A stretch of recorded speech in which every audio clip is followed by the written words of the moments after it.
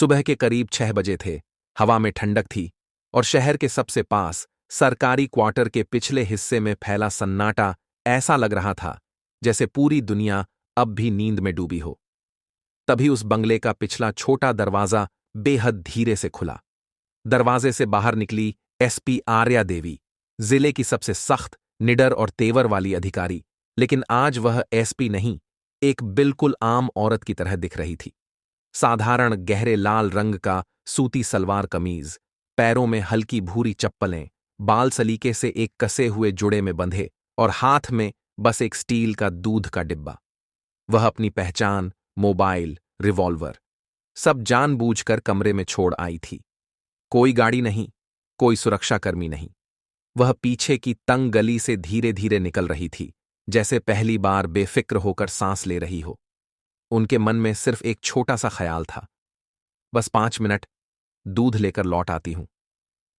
असल में उनका नियमित रसोइयां छुट्टी पर था और आर्या जानती थी कि सुबह की चाय के बिना उसका सिर दर्द से फट जाएगा। उसने सोचा, चलो इसी बहाने थोड़ा टहल भी लूंगी। सालों बाद एक आम औरत की तरह सड़क पर चलने का एहसास भी कर लूंगी। वह बस 5 मिनट के लिए एसपी आर्या देवी से सिर्फ आर्या बनना चाहती थी। उन्हें बिल्कुल भी अंदाजा नहीं था कि वही 5 मिनट उनके करियर का, उनके सिस्टम का और उनके आत्मसम्मान का सबसे बड़ा इम्तिहान बनने वाले थे। गली पार करके जैसे ही वह मुख्य सड़क के मोड़ पर पहुंची, हवा का रंग ही बदल गया। मोड़ पर एक खटारा पुलिस जीप खड़ी थी। डायल 112 वाली नहीं, बल्कि थाने की वो नीली जीप जिससे शहर के लोग दूर दूर रहते थे। जीप के बोनट पर टेक लगाकर 3 पुलिस वाले खड़े थे, जैसे कोई गलत शिकार ढूंढ रहे हों। पहला, हवलदार जगदीश चंद्र, उम्र करीब 45 वर्ष, भारी भरकम शरीर, वर्दी के ऊपर के 2 बटन खुले, बाल बिखरे हुए और लाल आंखें, जैसे रात भर गश्त नहीं, कोई और सेवा करके आया हो। दूसरा, कांस्टेबल करण चौबे, उम्र लगभग 28 या 29 वर्ष, दुबला पतला, लेकिन अकड़ में ऐसा कि मानो पूरा शहर उसी की बाप की जागीर हो। मुंह में चिंगम और चिंगम की आवाज चबड़ चबड़ जैसे सड़क पर चलती गाड़ी की तरह कान काट रही थी। उसकी आंखें सामने से गुजरती हर चीज को ऊपर से नीचे तक ताक रही थीं। तीसरा, कांस्टेबल महेश, उम्र करीब 33 वर्ष, चेहरा ठीक ठाक, लेकिन मिजाज बेहद डरा हुआ। उसके हाव भाव बता रहे थे कि वह जानता था वह गलत जगह गलत लोगों के साथ खड़ा है, लेकिन हिम्मत इतनी नहीं कि अलग हो सके। तीनों के शरीर से शराब की भारी बदबू उड़कर हवा में घुल रही थी। रात की गश्त तो खत्म हो चुकी थी, लेकिन ड्यूटी से पहले की देसी दारू अभी भी उनके कदम लड़खड़ा रही थी। सन्नाटा टूट चुका था, अब सिर्फ खतरा बाकी था। जैसे ही आर्या उस मोड़ से गुजरी, हवलदार जगदीश की शराब से बोझिल लाल आंखें अचानक चमक उठीं। उसने तुरंत करण को कोहनी मारी। देख जरा, अकेली औरत, हाथ में दूध का डिब्बा, सुबह सुबह। करण ने गर्दन तिरछी कर ऊपर से नीचे तक आर्या को ऐसे देखा जैसे वह कोई इंसान नहीं, बल्कि आसानी से फंस जाने वाला शिकार हो। जगदीश ने लड़खड़ाती आवाज में कहा, ओ मैडम, इतनी सुबह कहाँ का सफर? आर्या एक पल को रुकी। उसे लगा शायद रास्ता पूछना होगा, पर जैसे ही उसने जगदीश की आंखों का वह गंदा चमकता इरादा देखा, उसे सब समझ आ गया। ये लोग ड्यूटी पर नहीं, शिकार पर हैं।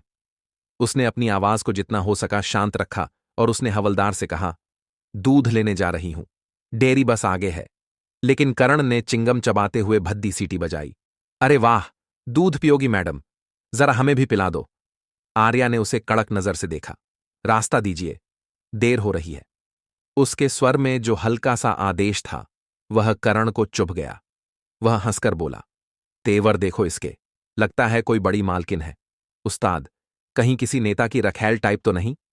रखैल, यह शब्द आर्या के कानों में गरम लोहे की तरह उतरा। उसके भीतर का खून खौल उठा। एक पल के लिए उसे अपनी ट्रेनिंग याद आई।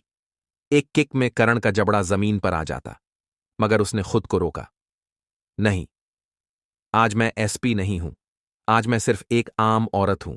देखती हूं ये अपनी वर्दी का नशा कितना दिखाते हैं। उसने गहरी सांस लेकर कहा, तमीज से बात कीजिए, आप लोग वर्दी में हैं। लेकिन जगदीश उसके बिल्कुल सामने खड़ा हो गया। उसके मुंह से उठती शराब की तेज बदबू आर्या को पीछे हटने पर मजबूर कर रही थी। ओहो, अब यह हमें तमीज सिखाएगी? चल, पहचान दिखा अपनी। कहाँ रहती है? किस काम से आई है? आर्या ने शांत स्वर में कहा। मैं दूध लेने जा रही हूं। पास ही रहती हूं। मेरे पास कोई पहचान अभी नहीं है। करण ने जोर से ठाका लगाया। अरे वाह, बिना पहचान घूम रही है। उस्ताद, केस तैयार। लगता है रात भर का धंधा करके सुबह दूध वाली बन गई। बहुत चालू लड़की है। महेश, जो अब तक चुप था, हिम्मत करके बोला। साहब, छोड़ो ना। औरत है, सुबह का टाइम है, क्यों पंगे में पड़ रहे हो? लेकिन जगदीश ने उसे झिड़कते हुए गुर्राया। चुप कर, तू नया आया है, मुझे सिखाएगा ड्यूटी कैसे होती है। ये जो ज्यादा तेवर दिखाती है ना, इन्हीं को तो सबसे पहले सीधा करना पड़ता है। जगदीश ने गुर्राते हुए कहा, और उसकी आंखों में वह नशेड़ी वहशीपन साफ चमक उठा। वह झटके से आर्या की ओर बढ़ा। चल, या तो यहीं पहचान दे, वरना थाने चल। आर्या का धैर्य अब टूटने की कगार पर था। उसने चिल्लाते हुए कहा, हिम्मत कैसे हुई तुम्हारी मुझे छूने की? मैं एक नागरिक हूं, किसी अपराधी की तरह बात मत करो। यह सुनकर करण जोर से हंस पड़ा। ओहो, नागरिक? चल बहन, ज्यादा नाटक मत कर, तुझे थाने ले चलते हैं। इंस्पेक्टर साहब के सामने सारी हेखड़ी निकल जाएगी। आर्या समझ गई कि बात अब हाथ से निकल रही है। उसने एक गहरी सांस लेकर कहा, ठीक है, थाने चलो, मैं वहीं तुम लोगों के इंस्पेक्टर से बात करूंगी। उसे लगा था कि थाना शब्द सुनकर ये लोग शायद थोड़ा संभल जाएंगे, पर उल्टा करण ने जगदीश को आंख मारी। देख उस्ताद, खुद ही तैयार है, लगता है रेट सेट करना है। चलो, जीप में बैठाते हैं, वहीं पूछताछ करेंगे। इससे पहले कि आर्या स्थिति को समझ पाती, करण ने उसका हाथ जबरदस्ती पकड़ लिया। आर्या चीखी, छोड़ो मेरा हाथ! लेकिन जगदीश दांत पीसते हुए बोला, चुपचाप जीप में बैठ जा। महेश ने आखिरी बार हिम्मत की और बोला, साहब, यह गलत हो रहा है। पर जगदीश ने उसे धक्का देकर डांट दिया। चुप कर, ज्यादा बोलता है, जीप स्टार्ट कर साले। अगले ही पल दोनों नशेड़ियों ने मिलकर आर्या को लगभग घसीटते हुए जीप के अंदर धकेल दिया। उसका दूध का डिब्बा सड़क पर गिरा, ढक्कन उछलकर दूर जा पड़ा और सफेद दूध सड़क की धूल और कचरे में बहने लगा, जैसे सुबह का वह दूध उसकी इज्जत का प्रतीक था, जिसे इन वर्दी वाले दरिंदों ने बेरहमी से पैरों तले कुचल दिया था। जीप के झटके से बंद होते दरवाजे की आवाज ने आर्या की आत्मा को झकझोर दिया। उसकी आंखों में अपमान और आग साथ साथ तैर रहे थे, लेकिन उसने आंसू बाहर नहीं आने दिए। उसने अपनी सलवार कमीज ठीक की, पीठ सीधी की और मन में कहा, ठीक है बच्चों, खेल तुमने शुरू किया है, खत्म मैं करूंगी। वह हर सेकंड को दिमाग में दर्ज कर रही थी। जगदीश की आधी मिट चुकी नेम प्लेट, करण की हर गंदी मुस्कान, महेश का डरा चेहरा, जीप का नंबर, रास्ते का हर मोड़, गाड़ी की खटखट की आवाज, सब कुछ। आज वह सिर्फ पीड़ित नहीं थी, वह गवाह भी थी, और वही गवाही कल इन सब की बर्बादी साबित होने वाली थी। जीप थाने के गेट में घुसी और जोर से झटके के साथ रुकी। करण ने लगभग धक्का देकर कहा, चल उतर। आर्या बिना बोले चुपचाप उतर गई और सीधी अंदर चली गई। मुंशी पंडित, जो आधा सो रहा था, एक आंख खोलकर बोला, कौन है रे करण? करण ने हंसकर कहा, कुछ नहीं पंडित, एक मैडम है, ज्यादा जुबान चला रही थी। उस्ताद ने कहा पूछताछ करेंगे। पूछताछ शब्द पर आर्या की मुट्ठियां भींच गईं। जगदीश लड़खड़ाते हुए पंडित के पास गया। रात की रिपोर्ट में एक आवारागर्दी का केस डाल देना। लिख, एक औरत संदिग्ध हालत में घूम रही थी। पंडित ने जमाई लेते हुए हूं कहा और रजिस्टर खींच लिया, जैसे ऐसे झूठे केस उसके लिए एक रोज की रूटीन थे। जगदीश ने करण को इशारा किया, ले चल इसे पीछे। थाने के पिछले हिस्से में एक छोटा, गंदा, बदबूदार कमरा था, शायद रिकॉर्ड रूम। वहां टूटी कुर्सियां, धूल से भरी पेटियां और मकड़ी के जाले दीवारों से चिपके थे, जैसे यह कमरा भी जानता हो कि यहां इंसानों के साथ इंसानियत नहीं, अपराध होते हैं। करण ने दरवाजा खोला।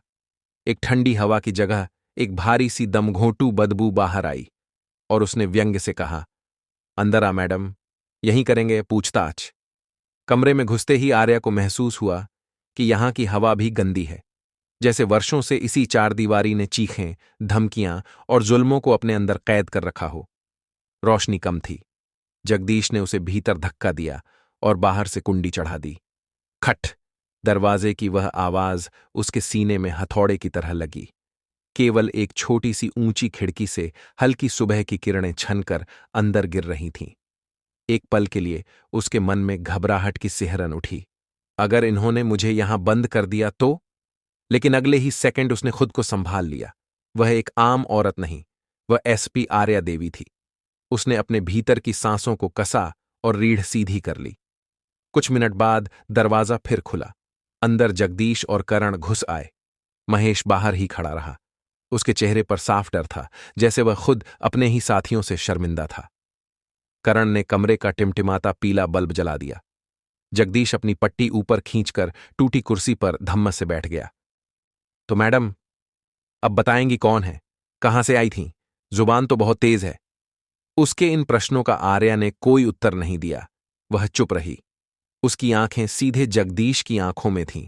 डर नहीं, बल्कि बर्फ जैसी ठंडक। करण चिंगम चबाते हुए उसके पास आया। क्यों रे? बोलती क्यों नहीं? अभी तक तो बड़ी फटाफट रही थी। क्या हुआ? मुंह में दही जम गया? आर्या ने बस इतना कहा। दरवाजा खोलो और अपने इंस्पेक्टर को बुलाओ। करण हंस पड़ा। उस्ताद देखो, इंस्पेक्टर को ऑर्डर दे रही है। सच में कोई बड़ी तोप लगती है। जगदीश भी भद्दे अंदाज में हंसा।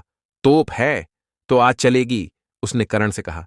मैडम से तमीज से पूछ, सेटिंग क्या होगी? करण ने जेब से चिंगम का पैकेट निकाला और बेहद गंदे लहजे में बोला, देखो मैडम, हम साफ साफ बात करते हैं। सुबह का टाइम है, हमें भी घर जाना है। तुम्हें भी अपने धंधे वंधे पर जाना होगा। जो कमाई की है उसमें से थोड़ा हिस्सा दे दो, छोड़ देंगे। नहीं तो रात भर का केस बनेगा, कोर्ट के चक्कर में जिंदगी निकल जाएगी। आर्या का खून उबल रहा था। तुम्हें पता है किससे बात कर रहे हो? करण ने एक ताली बजाई। फिर वही डायलॉग। उस्ताद, लगता है ये किसी फिल्म की हीरोइन है। कौन सी फिल्म चल रही है बे? सिंघम? जगदीश कुर्सी से उठ खड़ा हुआ। उसकी नीयत अब साफ झर बनकर चेहरे पर उतर आई थी। सिंघम नहीं, ये तो डर्टी पिक्चर है। वह आर्या की तरफ बढ़ा। देख छोरी, दो ही रास्ते हैं, या तो चुपचाप 5,000 निकाल, या फिर। उसने अपना गंदा हाथ आर्या के कंधे की तरफ बढ़ाया। तभी आर्या ने बर्फ जैसी ठंडी आवाज में कहा, हाथ नीचे रखो, हवलदार। उसकी आवाज इतनी तेज और साफ थी कि जगदीश का हाथ हवा में ही रुक गया। एक पल को कमरा ठहर गया, मगर नशे ने उसके होश कुंद कर दिए थे। तू मुझे रोकेगी? तेरी औकात बता दूं आज। पुलिस क्या होती है समझा दूं। जैसे ही वह दोबारा हाथ बढ़ाने वाला था, आर्या की नजर कमरे के कोने में पड़ी। ऊपर दीवार से चिपका एक पुराना सीसीटीवी कैमरा, जालों से भरा, शायद बंद, शायद सिर्फ दिखाने के लिए लगा हो। पर उसी पल आर्या के भीतर उम्मीद की चिंगारी भड़क उठी। अगर यह कैमरा चल रहा है तो आज ये लोग सिर्फ मेरा सामना नहीं कर रहे, पूरा सिस्टम इन्हें देख रहा होगा। आर्या ने कुछ नहीं कहा, सिर्फ अपनी आंखें उस कैमरे पर टिकाए रखीं, जैसे उसकी खामोशी में कोई तूफान पल रहा हो। करण ने उसकी निगाह का पीछा किया और तुरंत हंस पड़ा। अरे उस्ताद, देख, कैमरे को घूर रही है। कैमरा देखकर करेगी क्या? उसका कंट्रोल भी तो हमारे पास है। जगदीश ने तुच्छता से सिर हिलाया। हां, देखती रह। सोच रही होगी कोई हीरो आएगा बचाने। अरे पगली, यहां कोई नहीं आता। दोनों की हरकतें बदतमीजी की हद पार करती जा रही थीं। भद्दे इशारे, गंदे मजाक, अश्लील हंसी, और उनमें सबसे अजीब बात यह थी कि आर्या बस शांत खड़ी थी, आंखें कैमरे पर, जैसे वह किसी और ही चीज का इंतजार कर रही हो। समय बीतता गया। 1 घंटा, 2 घंटा। अब सुबह के 8 बज चुके थे। बाहर चाय वाले की आवाज आने लगी थी। गरम चाय। थाने का बाकी स्टाफ भी आ चुका था। जगदीश और करण शायद थक चुके थे। नशा भी अब उतरने लगा था। करण ने झल्ला कर कहा, उस्ताद, भाड़ में जाए, इसे यहीं बंद रहने दे। जब अक्ल ठिकाने आएगी खुद ही सेटिंग करने आ जाएगी। चल, चाय पीते हैं। दोनों बाहर निकल गए। दरवाजा फिर से कुंडी के साथ बंद हो गया। एसपी आर्या देवी अपने ही जिले के एक थाने के गंदे, धूल भरे रिकॉर्ड रूम में पिछले 3 घंटों से बंद खड़ी थीं। दीवारों पर जाले थे, फर्श पर टूटे रजिस्टर और पुराने केस फाइलें बिखरी थीं, लेकिन उसकी आंखों में सिर्फ एक चिंगारी थी। बस कुछ और मिनट। लगभग 9 बजे इंस्पेक्टर मनोहर तिवारी थाने में दाखिल हुए। वह एक टिपिकल सरकारी अधिकारी था, न ज्यादा ईमानदार न ज्यादा बेईमान, बस नौकरी निभाने वाला आदमी। सुबह सुबह की चिकचिक उसे बिल्कुल पसंद नहीं थी। वह कुर्सी पर ढंग से बैठा ही था कि सिपाही ने चाय रखते हुए कहा, सर, बाकी सब ठीक, बस जगदीश और करण रात की गश्त में एक औरत को उठाकर लाए हैं। बोल रहे थे, जुबान चला रही थी। मनोहर ने आंखें मसलते हुए पूछा, कौन औरत? चोर? उचक्की? सिपाही बोला, सर, कोई लोकल लगती है, कह रही थी दूध लेने जा रही थी। करण ने उसे पीछे रिकॉर्ड रूम में बंद किया है। मनोहर ने कंधे झटक दिए, रोज का मामला समझकर बोला, ठीक है, बाद में देखूंगा, पहले ये फाइलें खत्म कर लूं। सच में यह हर दिन का धंधा था। जगदीश और करण हर दूसरे दिन किसी बेचारी को उठा लाते और बाद में 100-200 रुपए लेकर छोड़ देते। मनोहर जानता था, पर रोकता नहीं था।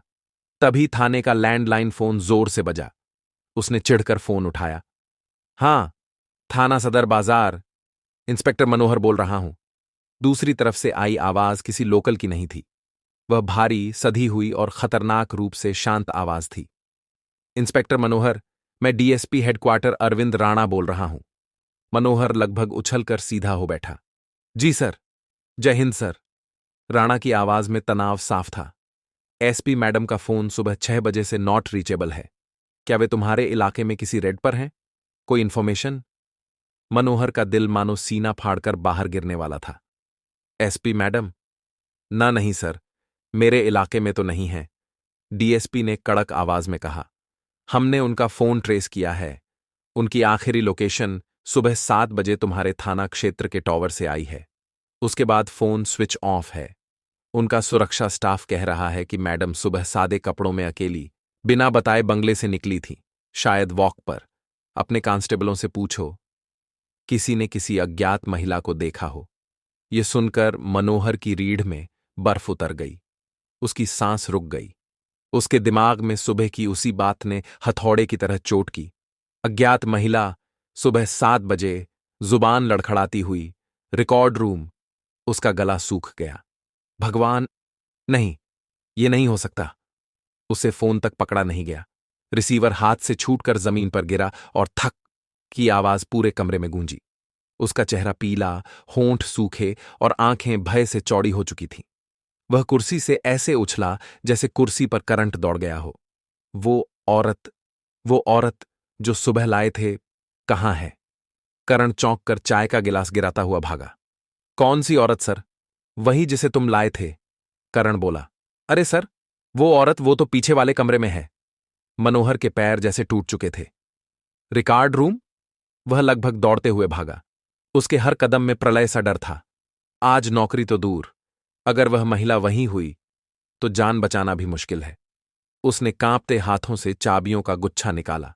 ताले में चाबी डालते हुए हाथ कांप रहे थे। चाबी एक बार में लगी ही नहीं। आखिरकार ताला खुला। खट! दरवाजा हौले से खुला। कमरे की पीली टिमटिमाती रोशनी में वही लाल सलवार कमीज वाली औरत खड़ी थी, आर्या देवी। शांत, बेहद शांत। पर उसकी आंखें शांत नहीं थीं, उनमें ज्वालामुखी फूट रहा था। बस कोई आवाज नहीं थी। मनोहर ने उसे देखते ही जैसे दुनिया देखना बंद कर दिया। उसने हमेशा एएसपी मैडम को वर्दी में देखा था, लेकिन वह चेहरा, वह तेवर, वह आंखें कैसे भूल सकता था? उसके होश उड़ चुके थे। मैम, मैडम, मैं उसकी जीभ तालू से चिपक गई। शब्द बाहर ही नहीं आ रहे थे। पीछे खड़ा करण अचानक पुतले जैसा जम गया, जैसे किसी ने उसकी सांसें खींच ली हों। उसका चेहरा मिट्टी की तरह सफेद, आंखें फैल चुकी थीं, गला सूख कर खर्रा हो गया था। करण का मुंह ऐसे खुला रह गया जैसे उसकी आत्मा शरीर छोड़ चुकी हो। चिंगम तक मुंह से गिर पड़ी। सर, ये तो एसपी आर्या देवी हैं। उसके शब्द हवा में ऐसे कांपे जैसे कोई तूफान आने वाला हो। तभी पीछे से लड़खड़ाते कदमों की आवाज आई। जगदीश, जो अभी अभी नशे से होश में आया था, थाने के गेट पर ही जम गया।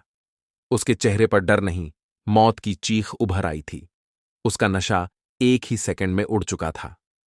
आर्या देवी ने सिर्फ एक बार मनोहर की तरफ देखा। न गुस्सा, न चिल्लाहट, बस एक ठंडा, बर्फ जैसा नजरों का वार। वह एक कदम आगे बढ़ी। मनोहर के पैरों ने खुद हार मान ली। वह 2 कदम पीछे हट गया। जैसे शिकार शिकारी को पहचान चुका हो। मैडम, मैडम, मुझे तो पता भी नहीं था। इन हराम। Shut up inspector. आर्या की गूंजती धारदार आवाज ने पूरे थाने की दीवारें हिला दीं। यह अब वह सुबह वाली आम औरत नहीं थी। यह थी एसपी आर्या देवी, जिसकी मौजूदगी ही अदालत की तरह फैसला सुना देती थी। आर्या तेजी से बाहर निकली। मुंशी, तुम्हारा सीसीटीवी मॉनिटर कहाँ है? मुंशी लगभग गिरते हुए बोला। मैडम, ई इंस्पेक्टर साहब के केबिन में। आर्या तेज कदमों से मनोहर के केबिन में घुसी। पिछले 3 घंटे की फुटेज चलाओ, अभी। मनोहर के हाथ कांपते हुए कीबोर्ड पर पड़े। स्क्रीन जल उठी और सच कच्चे जख्म की तरह उभर आया।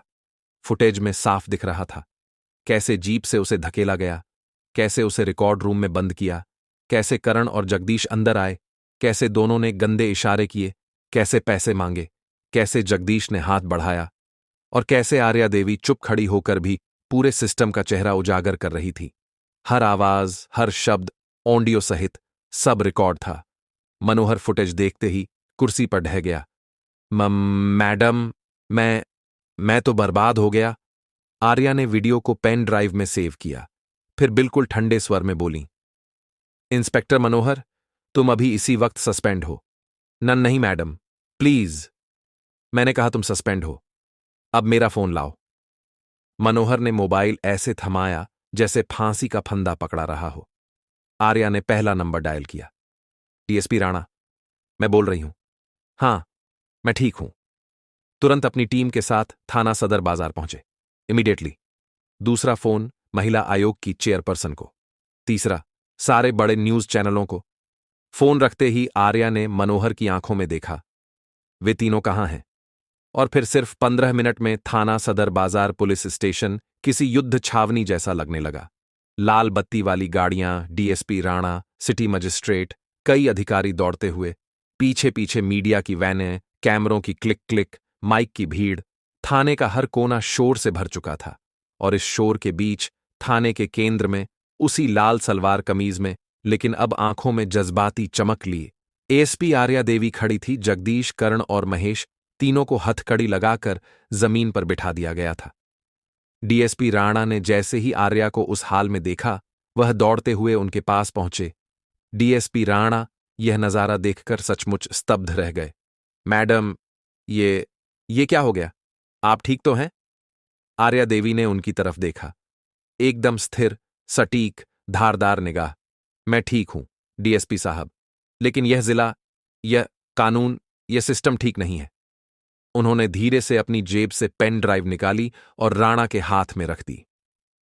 इसमें वह सब कुछ है जो आपकी नाक के नीचे होता है। राजधानी के बीचों बीच सुबह 6 बजे एक अकेली औरत को दूध लेने नहीं, बल्कि इंसाफ मांगने पर मजबूर किया गया। देखिए, यह आपका सिस्टम कितना बीमार हो चुका है। टीएसपी ने इशारा किया और थाने के स्ट्रांग रूम में लगे बड़े मॉनिटर पर सीसीटीवी फुटेज चल पड़ी। मीडिया कैमरे पलक तक नहीं झपका रहे थे।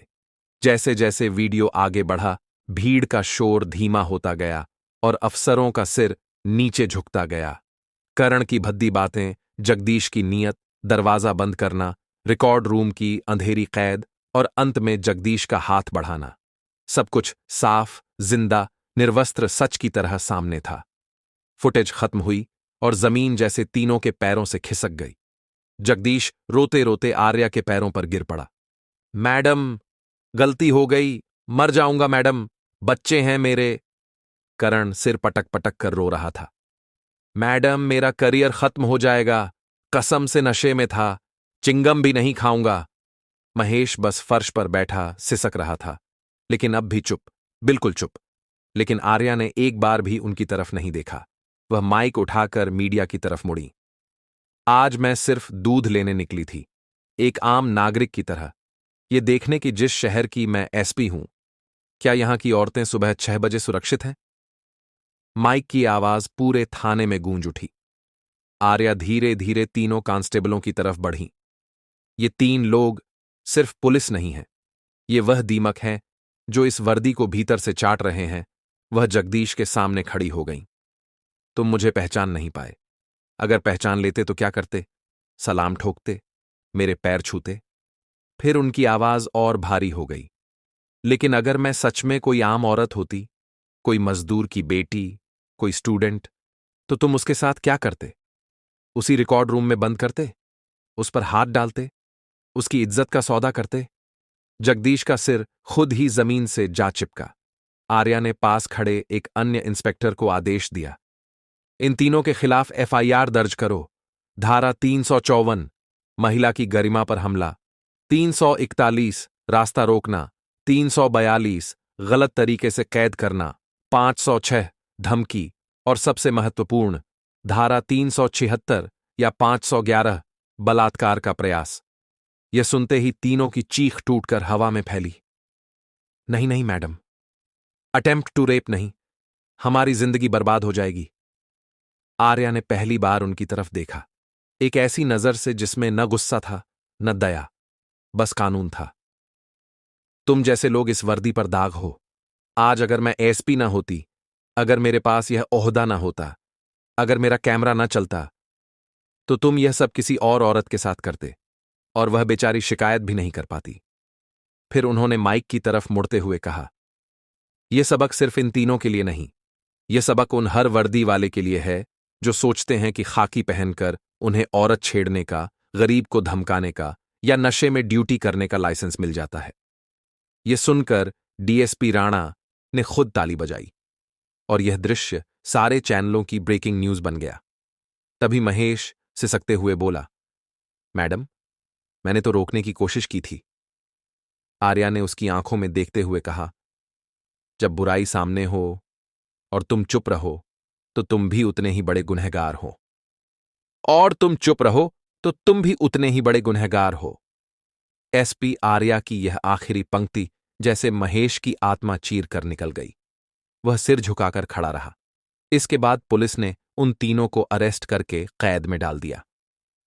दोस्तों, इस स्टोरी से हमें यह शिक्षा मिलती है कि मुसीबत कितनी भी बड़ी हो, हमें धैर्य से काम लेना चाहिए और समय आने पर उसको लोगों के सामने उजागर करना चाहिए, ताकि ऐसे लोगों की दोबारा कुकृत्य करने की हिम्मत न हो।